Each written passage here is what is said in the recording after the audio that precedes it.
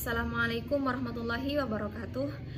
Bismillahirrahmanirrahim. Alhamdulillahirabbil alamin wa bihi nasta'inu ala umuri dunya waddin. Wassalatu wassalamu ala asyrafil anbiya'i wal mursalin sayyidina wa maulana Muhammadin wa ala alihi wa sahbihi wa barik wa sallim ajma'in.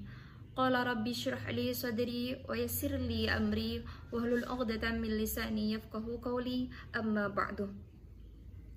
Yang saya takdimi pengasuh Pondok Pesantren Zainul Hasan Genggong, Al-Mukarram Kiai Haji Muhammad Hasan Mutawakil Allah SHMM, dan yang saya takdimi Rektor Universitas Islam Zainul Hasan Genggong, Bapak Dr. Abdul Aziz Wahab MAG, dan yang saya hormati Ibu Endah Triwisudaningsih MPDI selaku dosen pembimbing pertama, dan yang saya hormati Bapak Atar Zaif Zairozi MPD selaku dosen pembimbing kedua.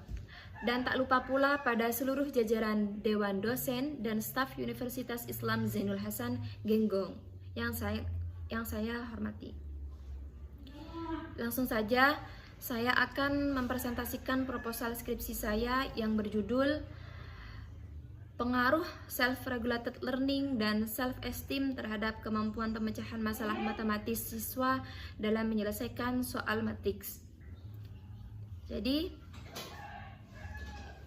sebelum lanjut, perkenalkan terlebih dahulu, saya Intan Mafirah, Prodi Tadris Matematika Universitas Islam Zainul Hasan Genggong. Jadi, latar belakang dari proposal skripsi saya yaitu dalam era globalisasi saat ini, setiap orang harus memiliki pengetahuan dan keterampilan yang kuat untuk mengembangkan diri mereka dan menghadapi tantangan di masa depan. Salah satu cara yang tepat untuk mencapai hal tersebut adalah melalui pendidikan. Jadi, melalui pendidikan, maka pengetahuan seseorang akan bertambah, yang memungkinkan individu untuk memperoleh beragam kompetensi yang diperlukan. Tujuan utama pendidikan adalah mengembangkan potensi yang dimiliki sumber daya manusia agar menjadi manusia yang lebih baik. Faktor-faktor yang mempengaruhi keberhasilan pendidikan ini sangatlah beragam, termasuk faktor-faktor eksternal seperti lingkungan atau dukungan sosial dan yang lain-lain, dan serta faktor-faktor internal yang melekat pada siswa itu sendiri. Contohnya adalah afektif, kayak kepercayaan diri, kemandirian belajar, dan yang lain-lain. Selanjutnya, rumusan masalah, yaitu apakah terdapat pengaruh self-regulated learning dan self-esteem terhadap kemampuan pemecahan masalah matematis siswa kelas 11 MA Mambaul Ulum Kaliacar Gading dalam menyelesaikan soal matriks pada mata pelajaran matematika. Tujuan penelitian yaitu untuk mengetahui seberapa besar pengaruh self-regulated learning dan self-esteem terhadap kemampuan pemecahan masalah matematis siswa kelas 11 dalam menyelesaikan soal matriks pada mata pelajaran matematika di MA Mambaul Ulum Kaliacar Gading. Nah, selanjutnya, manfaat penelitian, yaitu bagi sekolah, bagi guru, bagi siswa, dan bagi peneliti. Jadi, bagi guru itu, hasil penelitian ini akan mengungkapkan self-regulated learning dan self-esteem adalah salah satu aspek yang menunjang kemampuan pemecahan masalah matematis siswa. Dan bagi sekolah, hasil penelitian ini akan memberikan masukan yang baik bagi sekolah karena turut membantu siswa dalam meningkatkan self-regulated learning dan self-esteem di dalam diri siswa. Dan bagi siswa, mampu meningkatkan semangat siswa dalam kegiatan belajar mengajar. Dan yang terakhir bagi peneliti, yakni hasil peneliti ini juga dapat menambah pengetahuan karena dapat mengetahui pengaruh self-regulated learning dan self-esteem terhadap kemampuan pemecahan masalah matematis siswa kelas 11 dalam menyelesaikan soal matriks pada mata pelajaran matematika di MA Mambaul Ulum Kaliacar Gading. Jadi sebelum lanjut, saya akan menjelaskan selayang pandang apa itu self-regulated learning, self-esteem, dan kemampuan pemecahan masalah matematis. Jadi yang pertama, self-regulated learning itu adalah kemandirian belajar, dan self esteem adalah kepercayaan diri, dan variabel satunya adalah kemampuan pemecahan masalah matematis. Nah, selanjutnya penelitian terdahulu. Jadi saya mengambil 5 penelitian terdahulu. Yang pertama yaitu dari Suciati yang berjudul The Application of Self-Organized Learning Environments Learning Model to Improve Understanding of Polymer. Jadi yang kedua yaitu penelitian yang dilakukan oleh Utami dan kawan-kawan yang berjudul Kemampuan Pemecahan Masalah Matematis dan Self-Regulated Learning dengan Model Pembelajaran Learning Cycle 7A. Dan penelitian terdahulu yang ketiga yaitu yang dilakukan oleh Irawati N dan kawan-kawan yang berjudul Hubungan Antara Harga Diri atau Self-Esteem dengan Prestasi Belajar pada Siswa SMKN 48 di Jakarta Timur. Dan yang keempat dari Yasdiananda dengan berjudul Hubungan Antara Self-Esteem dengan Asertivitas pada Siswa Kelas 10 SMAN 5 Merangin. Dan yang terakhir yaitu oleh Christina dengan judul Analisis Kemampuan Pemecahan Masalah Tahapan Polya dalam Menyelesaikan Persamaan dan Pertidaksamaan Linier satu variabel.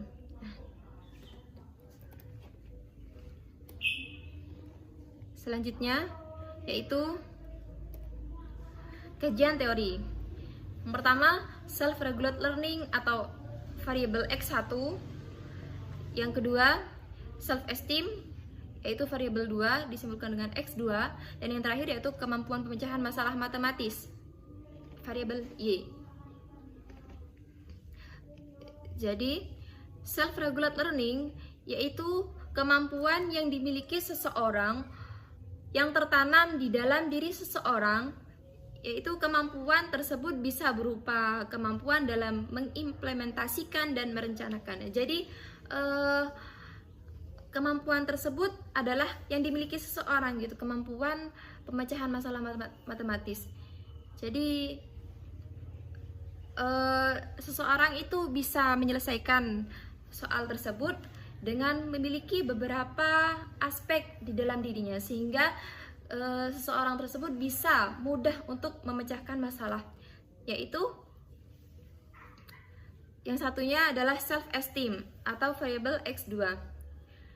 Self-esteem atau kepercayaan diri dapat diartikan sebagai suatu kepercayaan terhadap diri sendiri yang dimiliki setiap individu dalam kehidupannya, serta bagaimana individu tersebut memandang dirinya secara utuh dengan mengacu pada konsep diri.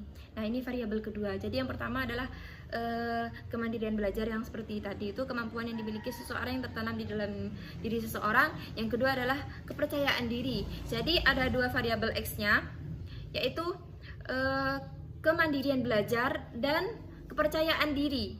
Jadi ini X1 sama X2, apakah ada pengaruh terhadap Y? Apa yang Y? Yaitu kemampuan pemecahan masalah matematis.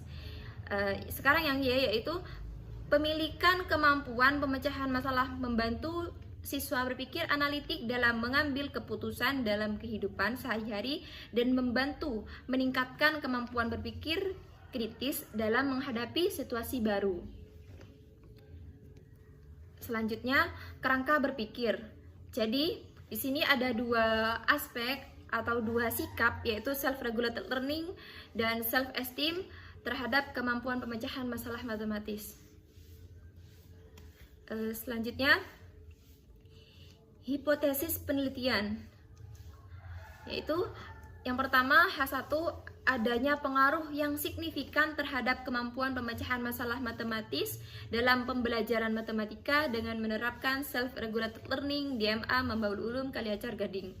H2, adanya pengaruh yang signifikan terhadap kemampuan pemecahan masalah matematis dalam pembelajaran matematika dengan menerapkan self-esteem DMA Membaul Ulum Kaliacar Gading. Dan H3, dugaan yang ketiga yaitu adanya pengaruh yang signifikan terhadap kemampuan pemecahan masalah matematis dalam pembelajaran matematika dengan menerapkan self-regulated learning dan self-esteem di MA Mambaul Ulum Kaliacar Gading. Jadi H1 yang pertama tadi itu tidak ada self-esteemnya, sedangkan H yang kedua tidak ada self-regulated learningnya, dan dugaan yang terakhir yaitu yang dua ada, sikap yang dua ada, self-regulated learning ada, dan self-esteem ada. Jadi hipotesis ini adalah dugaan sementara, seperti itu. Selanjutnya, metode penelitian. Jenis penelitian ini ex post facto, merupakan penelitian yang bertujuan menemukan penyebab dan memungkinkan perubahan perilaku, gejala atau fenomena yang disebabkan oleh suatu peristiwa, perilaku, atau hal-hal yang menyebabkan perubahan diri pada variabel bebas yang secara keseluruhan sudah terjadi, dan menjelaskan atau menemukan bagaimana variabel-variabel dalam penelitian saling berhubungan atau berpengaruh. Jadi, seperti yang saya jelaskan tadi, jika seorang siswa sudah memiliki self-regulated learning dan self-esteem yang tinggi, maka siswa tersebut dapat menyelesaikan masalah dengan baik, atau dalam menyelesaikan soal matematika tersebut, maka siswa dianggap mampu, dianggap bisa untuk menyelesaikan masalah dengan cepat. Jadi populasinya yaitu siswa kelas 11 MA Mambaul Ulum Kaliacar Gading, dan sampelnya yaitu yang diambil adalah menggunakan sampel jenuh dengan jumlah sampel 22 responden. Selanjutnya, teknik pengumpulan data. Yang pertama, metode observasi. Observasi dilakukan dalam penelitian untuk mengetahui proses kegiatan siswa dalam menyelesaikan soal matrik, yaitu dalam pelajaran matematika. Yang kedua, metode dokumentasi, yaitu teknik ini juga dilakukan untuk mendokumentasikan kegiatan penelitian dan dokumen yang memuat data seperti soal, angket, dan kunci jawabannya. Yang ketiga, metode tes.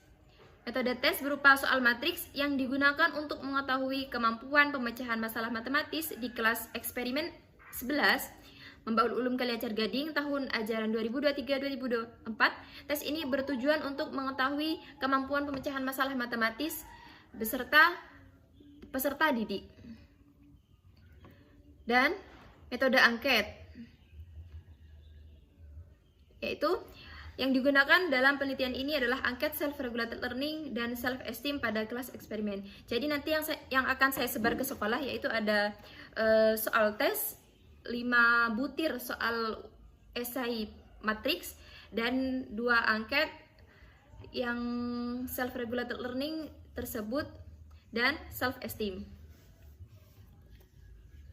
Selanjutnya, instrumen pengumpulan data, yaitu observasi merupakan proses pengumpulan data dengan melakukan studi langsung terhadap lingkungan objek penelitian untuk mendapatkan pemahaman yang mendalam tentang kondisinya. Dan dokumentasi, yaitu dokumentasi yang digunakan sebagai instrumen pengumpulan data adalah dokumen soal dan kunci jawaban dan foto proses penyelesaian soal matriks. Selanjutnya, tes. Dalam penelitian ini, instrumen tes berupa soal esai atau uraian sebanyak 5, dan dilakukan kriteria penskoran kemampuan pemecahan masalah matematis peserta sebagai berikut. Jadi ada 4 indikator, yaitu pertama, memahami masalah, yang kedua, membuat rencana pemecahan masalah, yang ketiga, melakukan perhitungan, yang keempat, memeriksa kembali. Jadi ini menurut Polya. Selanjutnya, angket. Jadi penskoran untuk angket harga diri self-esteem dan regulasi diri self-regulation atau regulated learning ini menggunakan skala Likert melalui 4 kategori di bawah. Jadi di sini ada sangat setuju, setuju, ragu-ragu, dan tidak setuju, dan sangat tidak setuju, seperti itu. Jadi ada 5 kategori jawaban. Selanjutnya uji. Di sini ada uji, metode penelitian yang ada uji, yaitu uji validitas dan reliabilitas. Jadi yang validitas, instrumen yang valid berarti alat ukur yang digunakan untuk mendapatkan data itu valid. Validitas tes soal, yaitu adapun data hasil uji coba soal tes berupa esai kepada 22 responden dan hasil perhitungan uji validitas soal tes uraian menggunakan SPSS versi 25. Validitas angket, yaitu hasil uji coba angket kepada 22 responden dan hasil perhitungan uji validitas angket self-regulated learning sebanyak 22 butir dan perhitungan uji validitas angket self-esteem 25 butir dengan bantuan SPSS versi 25 juga. Dan selanjutnya uji reliabilitas. Reliabilitas menunjuk pada suatu pengertian bahwa suatu instrumen cukup dapat dipercaya untuk digunakan sebagai alat pengumpul data karena instrumen tersebut sudah baik. Jadi ada uji tes soal nilai Cronbach's alpha lebih besar 0,60 yaitu 0,808 atau 808 lebih besar dari 0,60 sehingga 5 butir soal tersebut dinyatakan reliable. Yang kedua, uji angket. Uji reliabilitas self-regulated learning di atas menunjukkan bahwa nilai Cronbach alpha lebih besar 0,60 yaitu 0,940 lebih besar dari 0,60 sehingga 22 butir pernyataan angket dinyatakan reliable. Uji reliabilitas self-esteem di atas menunjukkan bahwa nilai Cronbach's alpha lebih besar 0,60 yaitu 0,926 lebih besar dari 0,60 sehingga 25 butir pernyataan angket dinyatakan reliable. Selanjutnya, teknik analisis data. Jadi, statistik deskriptif yaitu menghitung rata-rata, rentang data, standar deviasi, dan yang terakhir membuat tabel atau tabel kategori, yaitu analisis korelasi. Selanjutnya statistik inferensial, yaitu uji normalitas. Jadi selanjutnya analisis regresi linear berganda. Terima kasih. Sekian dari saya, kurang lebihnya mohon maaf. Wallahul muwaffiq ila aqwamit thoriq. Wassalamualaikum warahmatullahi wabarakatuh.